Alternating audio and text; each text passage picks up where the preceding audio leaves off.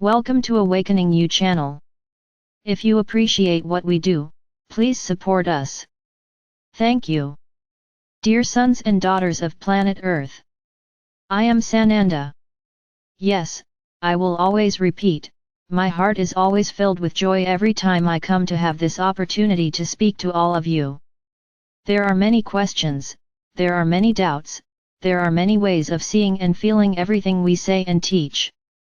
The light is perfect, it is fair, there are no mistakes, there are no deviations, there are no shortcomings within the path of the light. The light acts, provoking everything it needs to provoke. At this moment the light is intense across the planet. And as we have said, she is cleaning every corner, everything hidden by your souls and by your consciences during your existence on this planet. The other existences on other planets have already been cleaned, now the souls that are here are reviewing and working on everything they applied here on this planet. We often mention limiting beliefs here. And many don't understand what we mean. Limiting beliefs were all the teachings that were passed on by your religions to keep you within a limit, to keep you within beliefs that are not true. So, within these beliefs there is, that can't happen. You can't do that. Do it. Do that. And often, there is an obligation to follow the paths indicated, and those who do not follow, do not serve, are no good, are banned or are simply identified as beings contrary to the light. A lot of judgment, a lot of separation, a lot of criticism. Because within each religion, those who follow it are always the best, the others are no good, the others are worthless, only those who are there following the path that is being imposed are worth it. No, don't tell me that it's not like that, don't contradict me by saying that that's not how your religions act. I did not create any religion, my words were used by men, to keep them in check. I did not create this, I did not create any religion, I will always repeat this, religions used my name and my distorted words, to make them follow what they wanted. So you were used to feeding the ego, the great asset of existence on this planet is feeding the ego. Everything comes first to you, but no matter what happened to those around you, you took care of yourselves and the rest didn't matter. So you were used to always liking what pleases you, liking what makes you feel good and anything else that goes against it, you classify, this is not from the light. This is not from God because it is contrary to what you want, it is contrary to what you believe. And why does this happen? Because the ego is immense, the ego is being fed every moment, everything has to be how you want it, not how the world presents it to you. So the world out there is always unfair, it's always bad, it's always not of the light, the world revolves around you, everything happens to displease you. Everything happens to contradict you, that is, you are the center of the world, your ego is immense.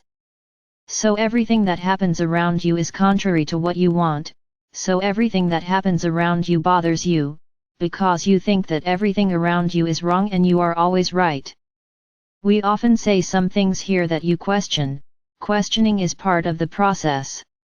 But when the questioning is asked, because you are not yet ready to understand what was said, everything is okay, it is part of your evolution, questioning.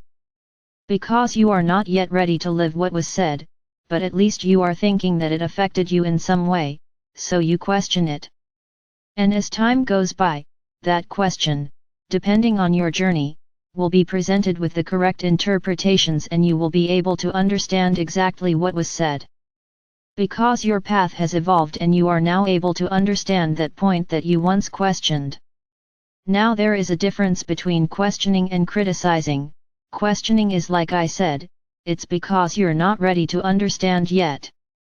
Now, to criticize is to judge, it is to be contrary for the sake of being contrary, because that thing doesn't please you, that doesn't suit you and so you criticize and judge. Very well. Within your evolutionary journey you are stuck in the same place, waiting for everything around you to happen according to what you want, increasing your ego more and more. Satisfying your desires more and more, even if they are not the appropriate path for evolution, it doesn't matter, you want to assert your desires and feed your ego. So I would like to say, to all of you, do not understand our words and our messages as obligatory. Everything we teach and say is for you to think and question, you may agree or you may not. This will depend on each person's evolutionary path, on the ability of their consciousness to understand what we are saying. And it's all right, we don't force anyone to do anything, understand that. We see that everything we pass on to you, you hold on to like that little boat, but everyone wants to hold on to it, to get out of the sea. We've already said it here and I'll say it again, it is not by fighting for a place in this small pot that you will evolve.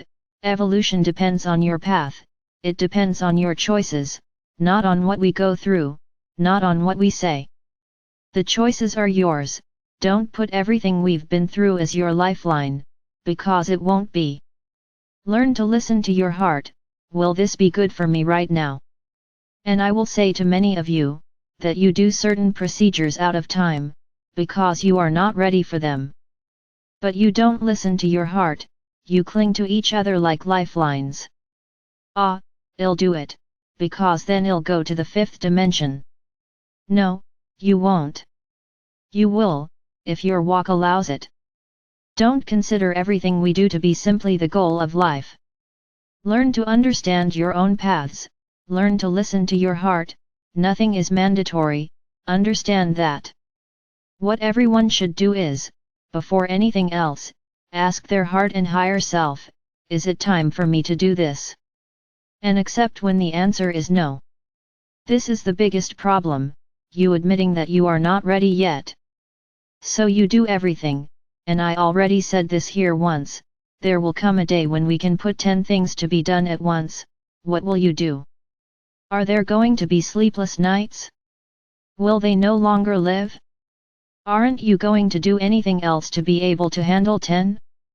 Because that's what you do, it's that little boat where everyone tries to get on it. But to get on the little boat, the walk needs to be happening correctly. Then I will tell you that there will be no little boat for you to climb onto, because you will already be above the water without any boat. So, I return to the question. We're going to give you 10 things to do. Will you do all 10 at the same time? Or you will ask your heart and your higher self, which of these should I do? And you must be ready for the higher self to simply answer. Or span none. You're not ready for any. Have you ever thought about this? No, of course not, of course not. Because you are looking at everything as a lifeline. Ah, and if I can't get this lifeline, I am wronged, I am harmed. Whoever is on the other side has no heart, and many other things, which I won't even mention here. We don't give lifelines, we present paths, whoever is ready follows. And to finish, I'll just leave you with a single sentence, are you really ready to take this walk? It will be? Or did you just see it as a lifeline? I would say that you listen to your hearts and ask the higher self, was it the time? And rest assured, you will be surprised by the answer.